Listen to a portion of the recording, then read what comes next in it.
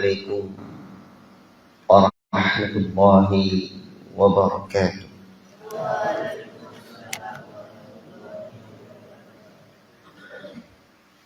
إن الحمد لله نحمده ونستعينه ونستغفره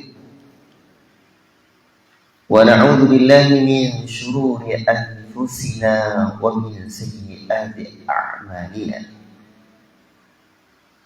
من يهده الله فلا مضل له ومن يضلل فلا هادي له. أشهد أن لا إله إلا الله وحده لا شريك له، وأشهد أن محمدا عبده ورسوله. يا أيها الذين آمنوا اتقوا الله حق تقاته ولا تموتن إلا وأنتم مسلمون. يا أيها الناس اتقوا ربكم الذي خلقكم من نفس واحدة وخلق منها زوجها وبث منهما رجالا كثيرا ونساء واتقوا الله الذي تساءلون به والأرحام إن الله كان عليكم رقيبا. يا أيها الذين آمنوا اتقوا الله وقولوا قولا سديدا يصلح لكم أعمالكم ويغفر لكم ذنوبكم ومن يطع الله ورسوله فقد فاز فوزا عظيما. أما بعد، فإن أصدق الحديث كتاب الله وخير الهدي هدي محمد صلى الله عليه وسلم وشر الأمور محدثاتها وكل محدثة بدعة وكل بدعة ضلالة وكل ضلالة في النار. أيها الإخوة، بارك الله فيكم. Syukur kita kehadirat Allah Rabbul Alamin, Allah yang senantiasa memberi kita rahmat dan nikmat-Nya, sehingga pada pagi ini kita dapat melanjutkan halaqah kita dan pembahasan kita, kajian kita adalah kajian tentang pendidikan dan kepesantrenan. Pada pertemuan sebelumnya saya sudah terangkan bagaimana tujuan pendidikan Indonesia yang ada dalam konstitusi, dalam Undang-Undang Dasar 1945.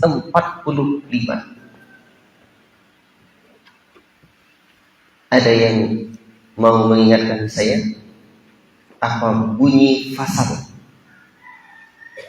31 ayat 3 tersebut? Silakan.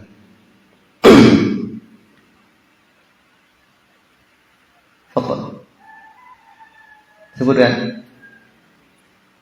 Tujuan pendidikan nasional, ya, tujuan pendidikan negeri tercinta ini yang sesuai dengan amanah Undang-Undang Dasar 1945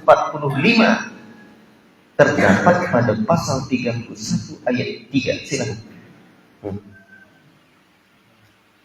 Silakan dikeraskan. Pemerintah mengusahakan dan menyelenggarakan aktivitas pendidikan nasional yang meningkatkan keimanan dan ketakwaan serta akhlak mulia dalam rangka mencerdaskan kehidupan bangsa yang satu beragama. Ahsantum. Pemerintah mengusahakan dan menyelenggarakan satu sistem pendidikan nasional yang meningkatkan keimanan dan ketakwaan serta akhlak mulia untuk mencerdaskan kehidupan bangsa. Dan semestinya sebagai anak bangsa dan kaum muslimin sebagai umat Islam yang bahagia dengan para pendiri bangsa kita ini, para pendiri bangsa kita ini, ya, para pahlawan bangsa ini, banyak dari kalangan santri dan para kiai. Maka untuk itu sudah semestinya amanah Undang-Undang Dasar 1945 ini perlu kita kaji secara mendalam. Ya. Dan kajian ini nanti akan saya urutkan sampai bagaimana menerapkan konsep adab dalam kurikulum merdeka yang ditetapkan oleh pemerintah kita hari ini. Sudah selayaknya pondok-pondok pesantren mengkaji ini secara lebih serius. Sekolah-sekolah berbasis Islam, apalagi yang ada nama Islamiknya, itu adalah amanah yang akan kita pertanggungjawabkan di hari akhirat kelak. Sebab untuk apa satu nama kalau tidak sesuai dengan hakikatnya? Misalkan Islamic Boarding School, apa namanya? Kata Islamic ini kita harus baik. Ikhwati fillah barakallahu fiikum. Maka tampaklah tujuan pendidikan nasional ada 4. 1, meningkatkan keimanan. 2, meningkatkan ketakwaan. 3, serta akhlak mulia. 4, untuk mencerdaskan kehidupan bangsa. Dan nanti makna mencerdaskan itu apa? Dan versi para ulama kita makna cerdas itu apa pula? Sekarang mari kita pelajari satu persatu. Terlebih khusus perspektif kita umat Islam. Meningkatkan keimanan, ketakwaan ini adalah satu tujuan yang akan melahirkan satu keberkahan bangsa. Siapa yang mau sebutkan kepada saya di mana satu ayat dalam Al-Quran Allah Subhanahu wa Ta'ala menyebutkan sekiranya penduduk satu kaum beriman dan bertakwa kepada Allah Subhanahu wa Ta'ala, niscaya akan Allah Ta'ala berikan keberkahan kepada penduduk tersebut. Silakan.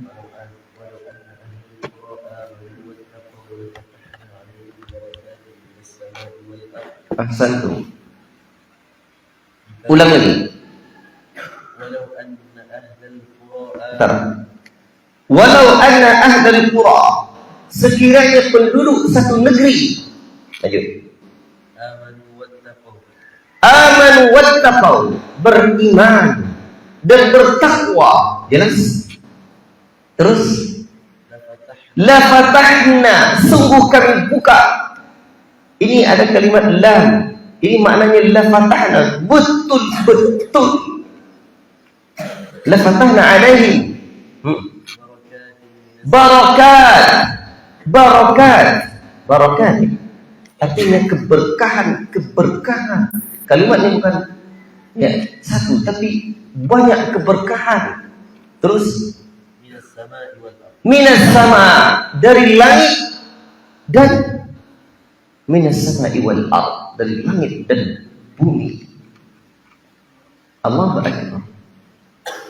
Maka wajarlah para pendiri bangsa ini menetapkan tujuan mulia Allah.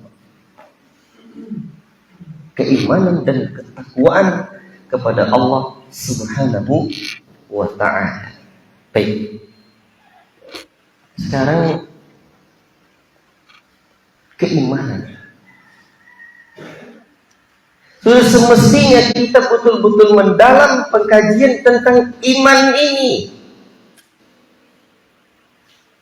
Walaupun dalam konteks nasional.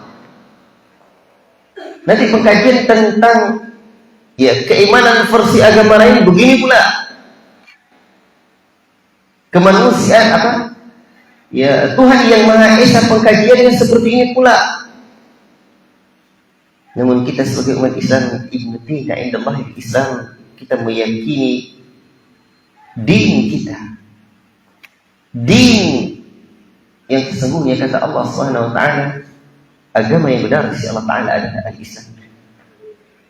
Maka pembahasan tentang Islam, tentang iman, sudah semestinya anak-anak bangsa ini dapatkan secara komprehensif, secara menyeluruh, secara tuntas. Dan para ulama kita sudah menulis kitab-kitab yang bisa kita jadikan maraji', referensi dalam pembahasan ini, dalam pengajaran dan melakukan, menjalankan pendidikan untuk anak-anak didik kita, siswa dan siswi, santri dan santriwati.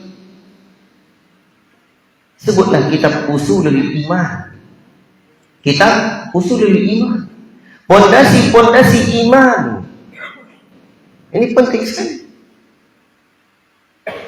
Ikhwati fillah, barakallahu fiikum. Demikian pula kitab Syu'abul Iman karya Al-Imam Al-Baihaqi. Belum menyebutkan 77 cabang iman. Allahu Akbar. Semestinya ini mendalam kita kaji. Dan kalau kita lihat sejarah perjalanan dakwah dan tarbiyah Nabi kita tercinta sallallahu alaihi wasallam di kota Mekah,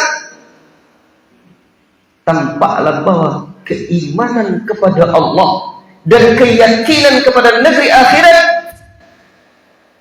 adalah 2 poin keimanan yang mendalam dan kokoh dimasukkan oleh Rasulullah SAW di dada-dada para sahabatnya, sehingga banyak kita jumpai ayat dan hadis yang menggandengkan 2 kalimat ini. Barang siapa yang beriman dengan Allah dan hari akhirat kelak. Ikhwati fillah, barakallahu fikum. Maka sudah semestinya para santri, siswa dan siswi ditanamkan betul keimanan ini. Keimanan yang mendalam kepada Allah. Kalau demikian ceritanya, kita mesti mengkaji bagaimana beriman dengan Allah. Dan para ulama kita sudah menjelaskan bahwa iman kepada Allah ada 4 rukunnya. 1, beriman dengan adanya Allah. Yang kedua, beriman dengan rububiyah Allah. Yang ketiga, beriman dengan uluhiyah Allah. Yang keempat beriman dengan asma dan sifatnya Allah. Dan para ulama kita telah mengarang kitab yang bisa menjadi referensi kita untuk mengkaji ini secara serius. Beriman dengan uluhiyah Allah. Sebutlah misalkan kitab Tauhid karya Syekh Muhammad rahimahullahu ta'ala secara lengkap, komprehensif, detail, Masya Allah, menjadi rujukan para ulama kita setelah beliau dan diajarkan di masjid-masjid, di pesantren-pesantren, di jamiah, ya, di sekolah-sekolah. Maka kitab atau pembahasan yang seperti ini sudah semestinya menjadi apa? Menjadi sesuatu yang kita utamakan. Itu baru beriman dengan Allah. Beriman dengan negeri akhirat. Berarti kita mesti tahu bagaimana, dan kita juga mesti mengajarkan secara terstruktur. Dan ini kan disebut SKL, standar kompetensi lulusan. Dan sudah semestinya standar kompetensi lulusan yang melahirkan program dan kurikulum ini. Kurikulum itu artinya kan tariqah, cara mencapai tujuan. Standar kompetensi lulusan itu diturunkan menjadi indikator, dan indikator itu mesti ada kurikulumnya. Berarti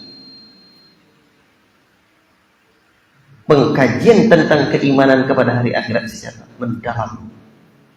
Maka semisal kitab Hadimul Ladzat, perjalanan ke akhirat, pemutus kelezatan perjalanan ke akhirat, akan inti dari kitab Tazkirah karya Imam Al-Qurtubi, dan kitab yang semisalnya bagaimana perjalanan manusia sejak kematiannya, sejak sakaratul mautnya, kemudian ruh meninggalkan jasad di alam kubur, kemudian apa yang terjadi di alam kubur berupa nikmat kubur dan adab kubur, serta tanda-tanda hari kiamat dan proses terjadi hari kiamat. Ditiupnya sangkakala, wafatnya dan hancurnya semua, wafatnya manusia dan hancurnya semua alam ini. Kemudian manusia nanti akan dibangkitkan lagi, ada di padang mahsyar, dan kelak manusia bagaimana nasibnya di padang mahsyar, bagaimana di mizan, bagaimana di yaumul hisab, dan bagaimana perjalanan manusia nanti di sirat. Berakhirlah kehidupan manusia kalau tidak di surga, nerakalah yang penuh dengan siksaan. Bagaimana azab neraka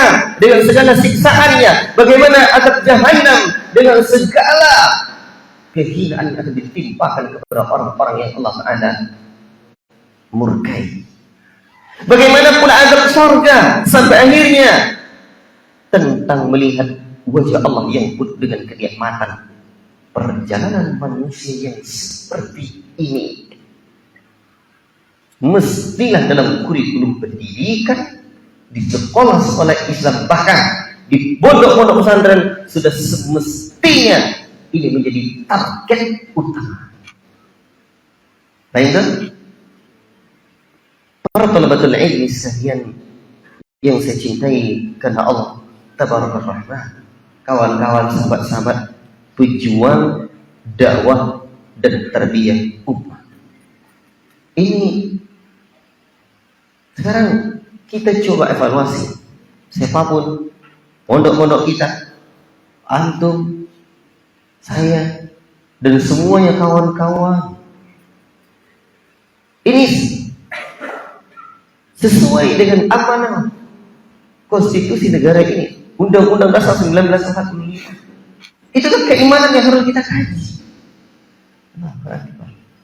Belum lagi tentang nawaqidul iman, pembatal-pembatal iman. Dan makanya di sini juga nanti pengkajian tentang kufur. Kufur itu ada sekian. Syirik itu ada bagiannya. Nifaq itu ada bagiannya. Dan tanda-tanda munafik itu tidak sedikit. Bahkan ada kitab yang menjelaskan secara khusus dan terperinci tanda-tanda orang-orang munafik. Makanya di dalam konsep dasar pendidikan pondok kita, konsep pendidikan Marxis, sudah saya sebutkan ini tanda-tanda munafik. Nah, itu dikaji. Maka ikhwati fillah, para ulama kita sudah lengkap meninggalkan kita referensi untuk mengkaji secara detail pembahasan-pembahasan ini. Nah, makanya kalau ada yang bertanya bagaimana konsep pendidikan pesantren, ya ini konsep pendidikan pesantren ini. Dan kalau sebelumnya saya sebutkan bahwa ya dalam banyak pertemuan saya sebutkan, semestinya pondok pesantren itu menjadi tempat apa? Pusat pendidikan, pusat dakwah, pendidikan dan perjuangan umat. Maka mendidik umat, ya, tarbiyah kita adalah tarbiyah imaniyah untuk melahirkan orang-orang mukmin sejati. Tarbiyah pesantren adalah tarbiyah al-islamiyah untuk melahirkan muslim sejati yang kelak seperti Allah Ta'ala sebutkan, wala tamutunna illa wa antum muslimun, dan jangan sekali-kali jangan kalian mati kecuali kalian mati dalam keadaan muslim sejati. Inilah dia. Mukmin disebut mukmin karena ada iman dalam dirinya, dan iman kata para ulama terbagi tiga. Ada amalan hati, ada amalan lisan, dan ada amalan anggota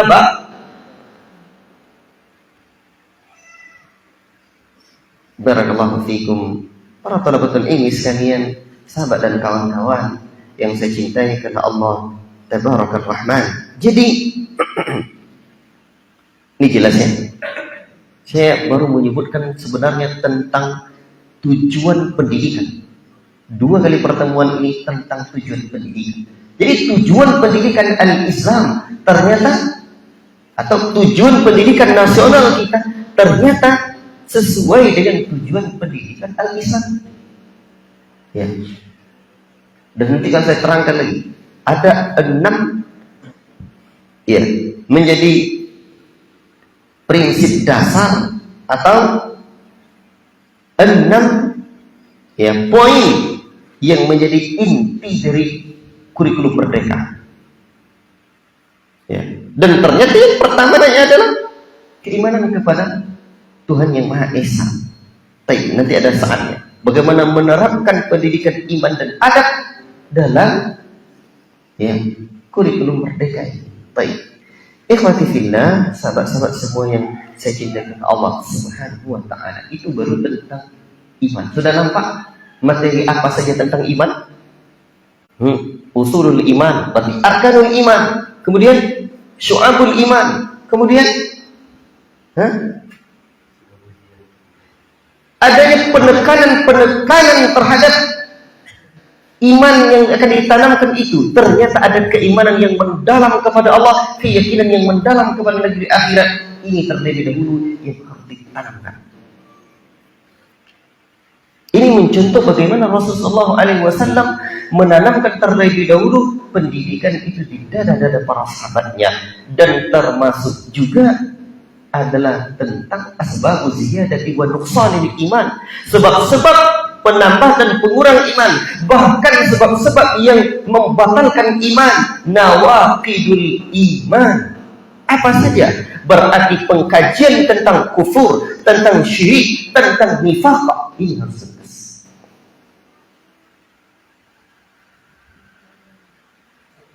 Baik. Nifaq sekian banyak diterangkan oleh para ulama. Ikhwati fillah, ini baru ya konsep dasar sejati. Sekarang coba kita lihat bagaimana takwa. Takwa tadi keberkahan diturunkan Allah kepada penduduk kampung yang beriman dan yang bertakwa. Inna akramakum indallahi atqakum. Inna akramakum, sesungguhnya orang-orang yang paling mulia di antara kalian indallahi, di sisi Allah Ta'ala, adalah atqakum, orang yang paling bertakwa. Takwa. Dan ikhwatillah, ketika Allah menyebutkan jangan wafat kecuali dalam keadaan muslim sejati, maka apa? Allah memulai firman-Nya, ya ayyuhalladzina amanu taqullaha haqqa tuqatih. Wahai sekalian orang-orang yang beriman, bertakwalah kalian kepada Allah dengan sebenar-benarnya takwa. Baik. Dan sejumlah ayat, sejumlah hadis, bagaimana ketakwaan adalah hal yang akan menyelamatkan kita di hari akhirat kelak. Kalau demikian ceritanya, kita tentu perlu bertanya, bagaimana konsep pendidikan takwa? Apa saja kurikulumnya?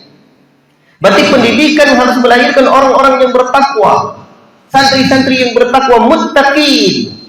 Innalil muttaqina mafaza. Sesungguhnya orang-orang yang bertakwa adalah orang-orang yang beruntung, orang-orang yang sukses dalam hidup ini, orang-orang yang bertakwa untuk mendapatkan surga. Dan ternyata ya, takwa adalah yang akan menyelamatkan kita sejak dunia hingga akhirat. Berarti kalau seperti itu, kita bagaimana konsep atau kurikulum pendidikan takwa itu? Maka kita mesti mengenal atau mengetahui, mengajarkan, menetapkan kurikulum dalam lembaga pendidikan kita tentang komprehensifnya kurikulum pendidikan takwa ini. Mafhumut takwa itu apa? Definisi takwa itu apa? Pengertian takwa itu bagaimana? Termasuk ahamiyat takwa, urgensinya takwa, pentingnya bertakwa tersebut, serta sifatul muttaqin, sifat-sifat orang-orang yang bertakwa. Bagaimana sifatnya orang-orang yang bertakwa? Serta bagaimana samaratu takwa, bagaimana buah dari ketakwaan ini. Masya Allah. Itu baru bab-babnya. Didetilkan, nah ini panjang. Maka bisa kita lihat Nanti sifatul muttaqi, sifat-sifat orang yang bertakwa disebutkan dalam Al-Quran seperti ini dan seperti ini. Dan kita mesti mengkaji lawan dari takwa itu. Apa lawan dari takwa? Lawan takwa apa? Lawan takwa apa? Maksiat. Berarti pendidikan pesantren, lembaga-lembaga pendidikan Islam sudah semestinya melahirkan santri-santri bertakwa yang benci kepada kemaksiatan.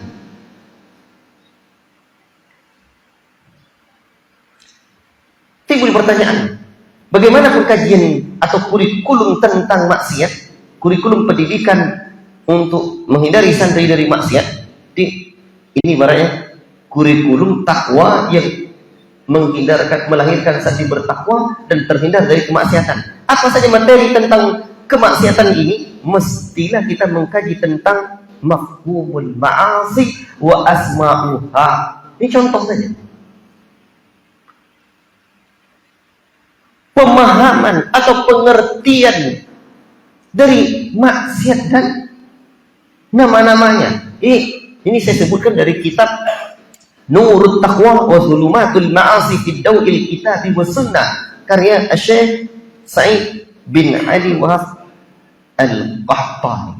Contoh, beliau sebutkan di antara materi yang harus kita ajarkan ini, pertama adalah tentang definisi takwa. Dan ternyata para ulama menyebutkan definisi maksiat dan nama-namanya. Ternyata maksiat ada lagi nama-namanya. Apa saja nama-nama lain dari nama-nama maksiat ini? Ini dijelaskan.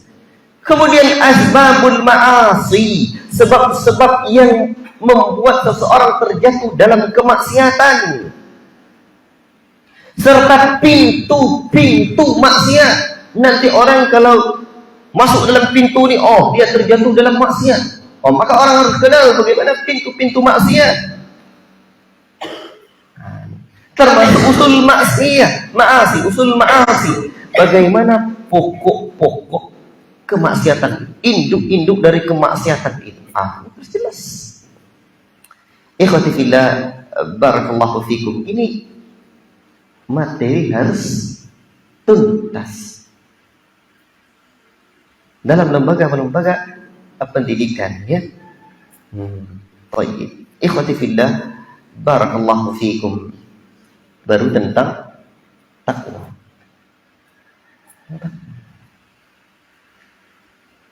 Makanya kalau tentang maksiat ini, ikhwah,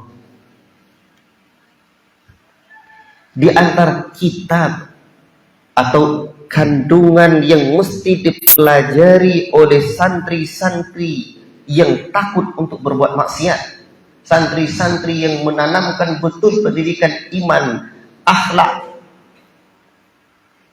mereka mesti mempelajari materi seperti kitab Al-Kaba'ir yang karya Al-Imam Az-Zahabi rahimahullah ta'ala.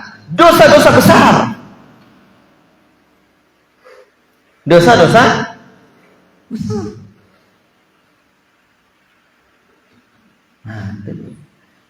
Bahkan ikhwati fillah, ini kitab Al-Kaba'ir. Disinilah seseorang baru nanti menyadari, memahami betapa besarnya dosa, betapa besarnya kemarahan, kemurkaan, dan iqab yang akan didapatkan oleh orang-orang yang terjatuh dalam dosa-dosa besar. Bagaimana iqab dosa membunuh, bagaimana nanti dosa berzina, bagaimana nanti dosa riba, bagaimana dosa durhaka kepada orang tua. Maka sudah semestinya pondok-pondok pesantren, lembaga-lembaga pendidikan al-Islam mempelajari ini. Bahkan ya ikhwan, inilah cara untuk membentuk syakhsiyah al-Islamiyah, kepribadian muslim sejati. Bahkan ketika nanti Al-Quran hafal 30 juz, kita dah dewasa, anak-anak didik kita sudah anak-anak yang dewasa, sementara bab-bab wajib fardu ain yang seperti ini tidak kita ajarkan, mereka tidak mempelajarinya. Bab itu salah adab, gurunya salah adab, muridnya juga salah adab, karena tidak ada hukum fardu ain yang menghafal Quran 30 juz. Tapi perkara-perkara yang seperti ini untuk melahirkan kepribadian muslim sejati, selamat dari neraka, mati masuk surga, ini fardu ain.